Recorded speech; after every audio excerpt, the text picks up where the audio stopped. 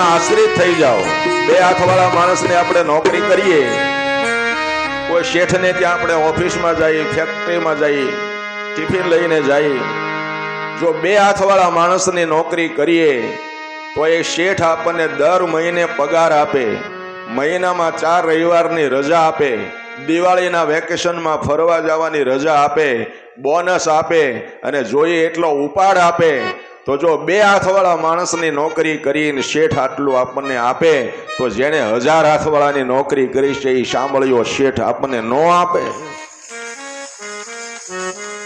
પણ એના આશ્રિત બની જાય। પાંડવો ભગવાનના આશ્રિત હતા એટલે એની ચિંતા કોને હતી? પરમાત્માને હતી। નહીતર કૌરવો 100 હતા, પાંડવો 5 જ હતા, પણ છતાંય યુદ્ધમાં વિજય કોનો થયો? પાંડવોનો, કારણ કે એના પક્ષમાં ભગવાન હતા। અર્જુનના રથની લગામ ભગવાને સંભાળી હતી।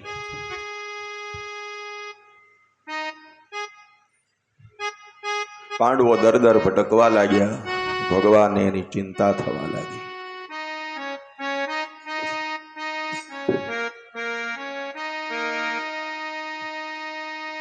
ભગવાનને એમ થયું કે આ પાંડવો દુઃખી થાય છે, લાવ એકવાર દુર્યોધનને સમજાવવા જાઓ। સગા કાકા દાદાના ભાઈઓ છે, ભલે હસ્તિનાપુરનું રાજ્ય દુર્યોધન સંભાળે, પણ ખાલી 5 ગામડા જો આપી દે ને પાંડવોને તો એને ભટકવું ન પડે। જે ભગવાન દારૂક નામના સારથીને બોલાવે છે અને કહે છે કે દારૂક, આપણો સોનાનો રથ તૈયાર કરો, આપણે હસ્તિનાપુરમાં જવું છે। દારૂક સારથીએ રથ તૈયાર કર્યો, રથમાં બેસીને મારો વાલો હસ્તિનાપુરમાં દુર્યોધનને સમજાવવા આવે છે।